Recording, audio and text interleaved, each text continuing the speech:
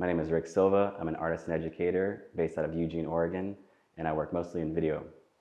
That means big projections, immersive sound, sometimes multiple screens, and whenever possible, the viewer walks into the space and is able to just hang out there for a while and experience the works. They're generally loops that go from 10 minutes to 25 minutes, and sometimes there's flashing, lots of color, and often, the sound becomes a really important part that kind of is sometimes kind of a droney, that really encompasses the viewer in that way. So in the studio right now, I'm thinking a lot about excavation. So, usually in excavation, you think about digging and you find the past in an archaeological way. And I'm interested in this kind of reversal of that. So digging down and finding the future, which becomes a kind of a narrative trope in science fiction. And I'm definitely interested in that. But I'm also thinking about how materials for our cameras, our phones, our computers comes from under the ground, from raw materials. And so really the future is literally coming, the way that we think about the future is literally coming from the ground. My newest project is called Liquid Crystal. A series of 7 videos, and there's a camera that's looking down this landscape, and these hands come in, it's my hands, and it kind of starts to push and pull the landscape aside, and then underneath you see this wildly really colorful video pattern. It looks almost liquid, and there's this unknown thing there.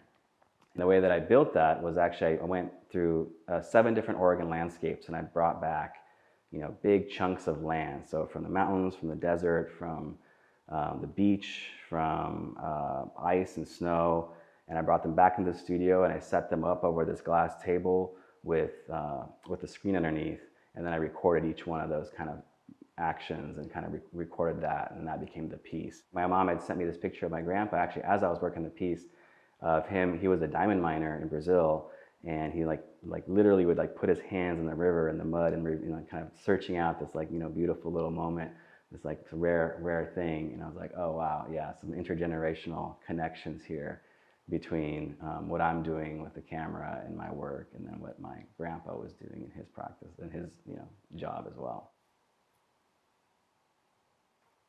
So I was born in Brazil in 1977, and then my family and I moved to Colorado in 1986. And for 5 years leading up to that, I had this anticipation, we're gonna go to Colorado, we're gonna go to this better future, this place with mountains. So this idea of these peaks and this possible futures was just sitting there for me, thinking about this as a kid for my whole life.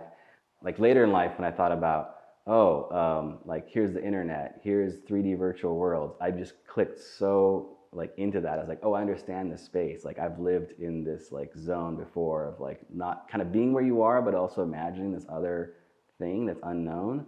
And I think that still really drives a lot of my work, and the way that I think about landscape and possibility, and kind of connecting this kind of idea of this, this thing that's a mountain is the most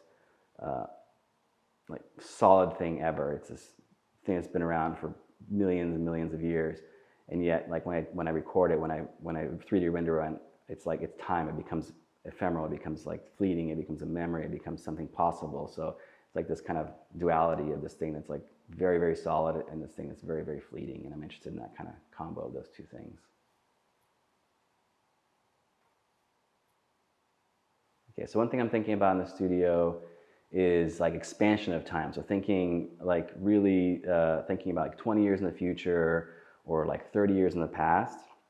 And so with my one project that I'm thinking about, I'm super interested in eclipses as this kind of weird cosmic event that we experience as a communal, just a certain part of the world experiences this amazing thing at a time. And so for the North American total eclipse, the next one we're going to have is in April of 2024, and then after that won't have one until 2045, so about a 20-year span. And I've been thinking about creating a work that can either start and end in those points, or somehow bridge that whole time gap. And that's that kind of expansion of time. I'm used to making a work in 2 months, 6 months, a year. What happens when you kind of imagine what the world is going to, a work that could potentially span that especially from maybe like a sculptor thinks about that much more, or somebody that does public art. But for me, who kind of comes from like experimental music and GIFs and experimental film, to think about that is really expansive for me. So yeah, with my video art, it's like, it's not narrative, it's not abstract. I'm interested in this other space that's much more like poetry or like music, and this thing that can be repeated and transformed, and so you're able to experience loops of it, and you're able to walk in and not necessarily have to watch it from beginning to end, but you can experience it sometimes as an endless loop and kind of sit in the trance of it as long as you want. So I'm interested in that kind of idea of time more than I am like a narrative that builds up and has resolution. Kind of the idea, the loop in video is such a weird, interesting concept, to have like infinite looping in time. And so that's one way in which I'm thinking about time. And then the other way is that I was recently handed a stack of diskettes from the early 90s, and my mom gave them to me, and they were digital drawings that I made on the Mac Draw app, like that I made when I was 13. And I kind of have a memory. I definitely remember some landscapes, a lot of sun rays and stuff like that, stuff that I'm still kind of interested in. And I'm really curious to, that's one of my goals in the next couple months, is to find a way to open those up, see what they are. And I like the idea of collaborating with my 13-year-old self and seeing possibly like what that collaboration could be. So yeah, that's kind of thinking both, like those are the two things I'm kind of straddling between the future and the past right now. It's not like I'm not a total technophile. I'm actually kind of like a cautious user of the technology that I use. And almost always it's from almost like a musician and instrumentation thing, where I practice this tool over and over and over and try to pull something out of it. It's not a tool, it's an instrument for me. So I'm interested in the potential of technology, the creative misuse of it. So when I open up Photoshop, I think, oh, well, what can be, what about this tool is, like, content aware is doing something really weird right now. Or when I open up my 3D program, I'm looking for those moments where you can actually, work the software like an instrument. So you're pushing it. Same thing with rock and roll. Like, the amp was never meant to be pushed past 10. It was like, it was acoustic sound that got grimy, and the second you created that, again, you created an entire new culture, another whole new music movement by just misusing this one simple tool.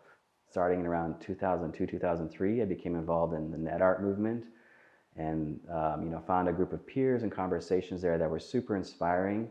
And I didn't have to live in a major art city like LA or New York or wherever.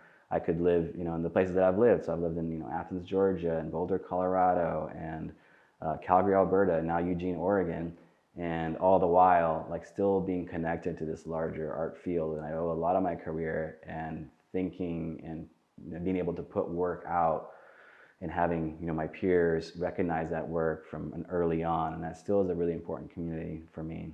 That being said, moving to Eugene 11 years ago was super important, and I found a really strong, amazing community of my fellow faculty and students who inspire me. And it's always amazing conversation you have when you go in the classroom, or you have a studio visit with a peer and see what they're doing.